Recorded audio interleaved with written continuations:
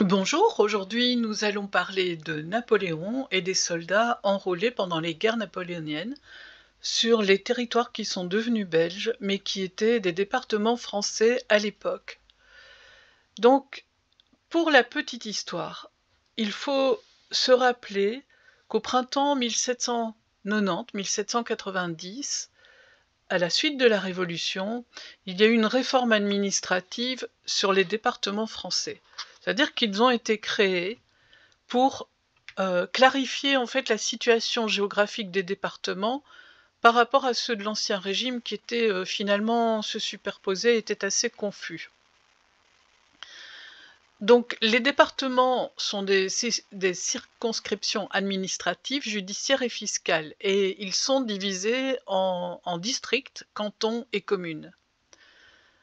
À partir de 1792, avec les guerres successives de la Première République et de l'Empire de Napoléon Ier, la France étendit considérablement son territoire et cela concerna donc la partie de ce qui fait l'actuelle Belgique, qui a été fondée, elle, en 1830, des Pays-Bas, une partie de l'Allemagne, donc toute la rive gauche du Rhin côté Allemagne, une partie de la Suisse, le nord et le centre de l'Italie.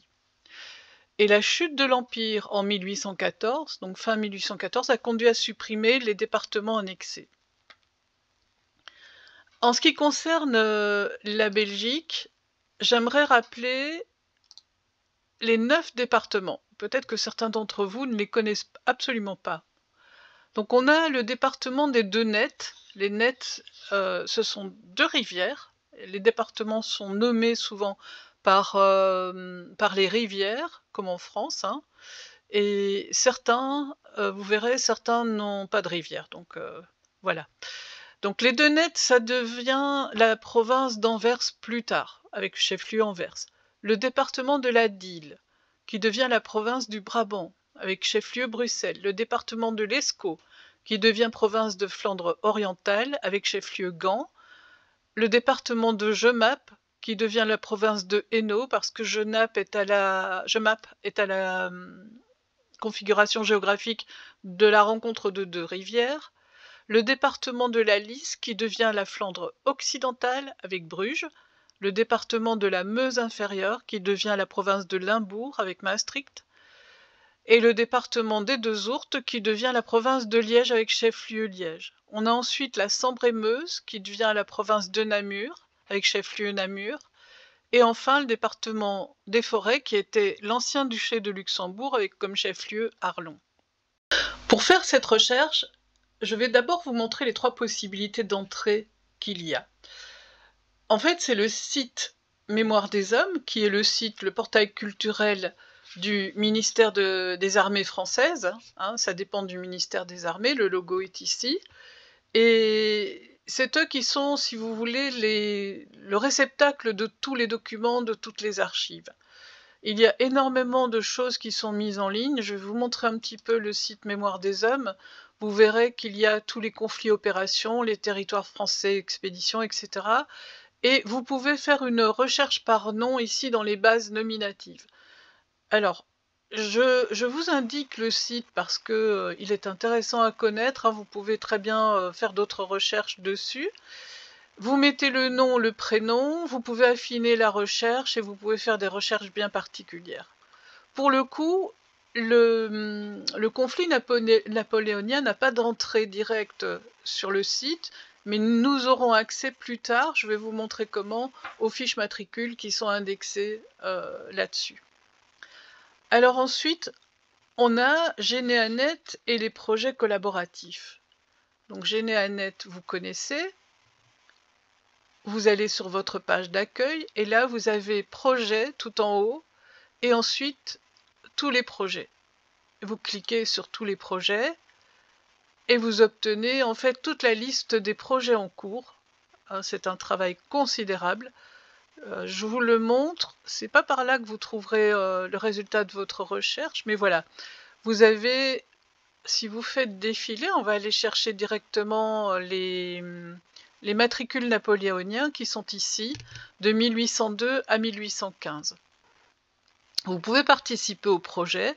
Si je clique là-dessus, je suis renvoyée en fait sur le Généawiki de celui qui s'occupe, donc monsieur Alain Brujat, qui s'occupe de gérer en fait tout ça. Donc il explique comment vous pouvez faire. Vous avez quand même une période de localisation en France, en Allemagne, en Belgique, en Italie, en Pays-Bas, en Pologne et en Suisse. Donc vous pouvez aller loin en fait avec ce que vous recherchez. Pour effectuer une recherche, en fait, quand ils ont lancé ce projet, je me suis demandé si comment j'allais faire pour retrouver un soldat. Et puis, qui était soldat surtout, parce que c'est pas quelque chose qui est resté dans la mémoire des hommes. C'est quand même entre 1802 et 1815. Et je travaillais sur le projet des forges, en particulier sur le village de Robelmont, et je me suis dit, qui de ces jeunes a pu être enrôlé? Donc, j'ai trouvé un système pour pouvoir faire les recherches. Il faut partir de la page d'accueil que vous connaissez, et ensuite vous descendez tout en bas, ici, sur les soldats napoléoniens, vous cliquez et vous obtenez une barre de recherche où il est indiqué « Retrouvez vos ancêtres ». Bon, le fait est que la barre de recherche n'a que 2 cases. Donc soit vous avez 3 possibilités. La première, vous remplissez en fait Abran, par exemple, et puis je vais mettre Joseph, parce que je connais son nom et son prénom. Et effectivement, je tombe sur Abran Jacques Joseph. Ça va très bien, je vais avoir sa fiche, etc. Mais c'est quand même compliqué, parce que il faut que je connaisse. C'est une supposition. Moi, je trouve que c'est pas assez long comme liste, donc je vais juste laisser, ça c'est ma deuxième solution, je vais juste laisser le nom de famille. Et hop, je risque d'avoir tous les Abrans de France, effectivement. Donc là, j'ai un Abran de France, parce que on est à la frontière, je vous le rappelle. Là, il y en a un dans l'Ourthe, donc ça c'est plus du côté de Liège. Alors vous voyez qu'en fait, cette région-là a été nommée Belgique, entre parenthèses, France. Donc si vous faites votre recherche par pays, ne notez rien, comme ça c'est plus simple. Ensuite, j'ai Sainte-Marie, département des Forêts. Voilà, ça m'intéresse. Robelmont, ça n'a pas été précisé, mais c'est le département des Forêts. Ici aussi, en fait, je pourrais demander une correction. Donc je vais reprendre Jacques Joseph, hop, je clique dessus, et j'obtiens en fait sa fiche matricule. Pour en revenir à la troisième méthode, ce qui me dérange ici, c'est que je n'ai que un Abran Jacques Joseph. J'en ai d'autres, mais il y a quand même 2 pages. J'ai pas trop envie d'éplucher les pages. Et j'ai envie d'avoir quelque chose de plus concret au niveau des lieux. Donc ce que je vais faire, c'est que je vais aller sur le pavé qui est ici, qui s'appelle Vos critères, et je vais faire une modification de ma recherche. Alors, vous allez voir que ça laisse des interrogations, c'est très bizarre. Je vais mettre Robelmont, donc je mets le nom de famille et je mets Abran. Voilà. Et j'obtiens les 2 Abrans, on est d'accord? Parce que j'ai précisé un nom de famille. Mais c'est toujours pas ça que je veux faire, moi. Ce que je veux faire, c'est trouver tous les gars du village qui ont été enrôlés dans la commune de Robelmont. Et là, je clique. Alors, j'ai intérêt à mettre des années pour ne pas me retrouver avec, voilà, 1815. Hop. Et là, aucun individu n'a été trouvé correspondant à vos critères. Donc, je me suis dit, il faut que je trouve une astuce pour pouvoir arriver à ces villages. Et je suis retournée sur la page d'accueil. Donc ça, c'est ma troisième méthode, hein, pour être clair. J'ai cliqué sur la case Jacques Joseph, et là, sur la case, en tout petit, il est écrit « À propos de ce relevé, voir l'ensemble du relevé ». Donc on va cliquer ici. Et hop. Et là, j'ai tout ça qui apparaît, qui n'a rien à voir avec mon Abran Jacques Joseph, mais je suis en plein dans le, comment je vais dire, dans la page du relevé collaboratif. Et là, alors où est-ce qu'elle est passée? C'est ça, ici, voilà. Il y a une autre barre de recherche encore. Donc si vous voyez, il y a plein de barres de recherche. Je trouve que c'est assez compliqué quand même. C'était plus simple quand j'ai fait mes articles il y a 2 ans, c'était vraiment plus simple. Là, il faut un peu ruser. Donc on arrive ici sur relevé collaboratif, je prends plus d'options et là je tape la commune, donc je vais taper, Robelmont. Hop. Je mets Normalement, je devrais pas mettre les années puisque je suis sur la base justement des archives militaires. Et là, j'ai ce que je voulais. J'ai 7 actes. Et ça, ce sont les 7 actes des jeunes gars qui ont été enrôlés et puis qui sont pas revenus. Il n'y en a aucun. On a Gravet-Laurent, on a Abran-Jacques-Joseph qui sont dans mon arbre et Richard Jean-Baptiste. Et il a même deux fiches, lui. Parce qu'en fait, il a été déserteur, puis il a été repêché, il n'a pas été puni. J'explique son cas sur le blog. Et Nahan, Laurent, c'est pareil, ils font partie de l'arbre. Il y en a 2 aussi, il y a 2 fiches. C'est les mêmes, hein, c'est les mêmes parents. Donc j'ai vérifié ça. Et si vous regardez, si vous voulez obtenir par exemple la fiche de Laurent Gravet, hop, vous voyez ici c'est écrit en tout petit URL document, vous cliquez, voir le document, et on attend un petit peu parce que on va être relancé sur le site de Mémoire des Hommes dont je vous parlais au début.